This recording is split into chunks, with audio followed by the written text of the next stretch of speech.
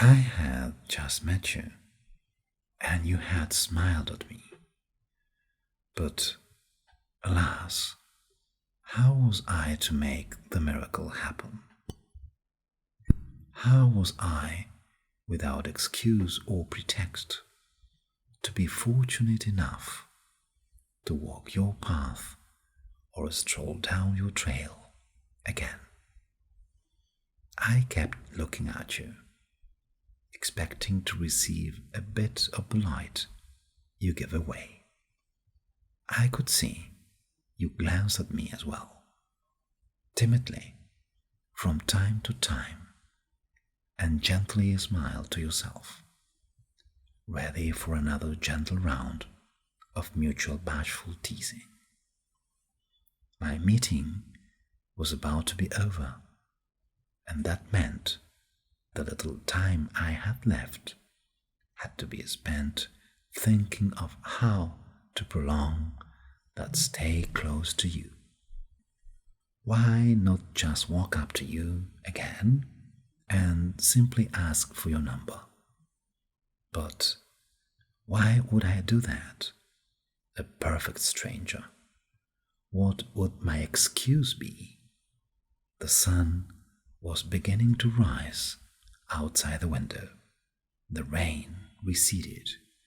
Your face was now under the mystical light that a beauty like you possesses when the surge of a glorious glow is generously sprinkled upon. I said goodbye to my interlocutor, who never suspected our souls, mine and yours, had started to make contact, and looked again at you. You were playing with your lips, perhaps humming a song or remembering some rainy day some time ago. I stood up and slowly walked past you, attempting to avoid the direct sweet sting of your eyes with pretended nonchalance. But your powers of seduction were too strong, and we ended up in a visual embrace once again. Valor reached my mouth, and I found myself, even if under your mellow spell, murmuring the words, "Can I have your phone number?"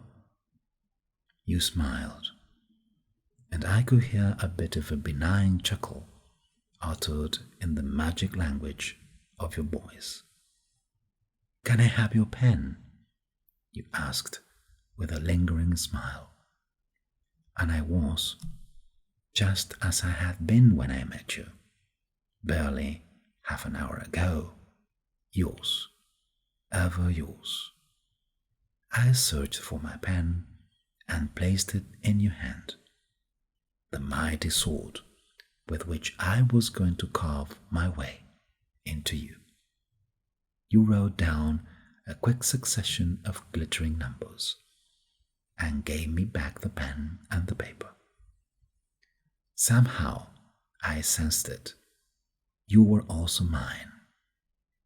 I made my way to the door, feeling your eyes embedded in my back, imagining 1,000 possible reunions, 1,000 impossible but equally fascinating ones.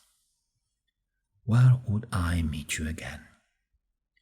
Where will your surely perfect sense of taste lead me to find you this time?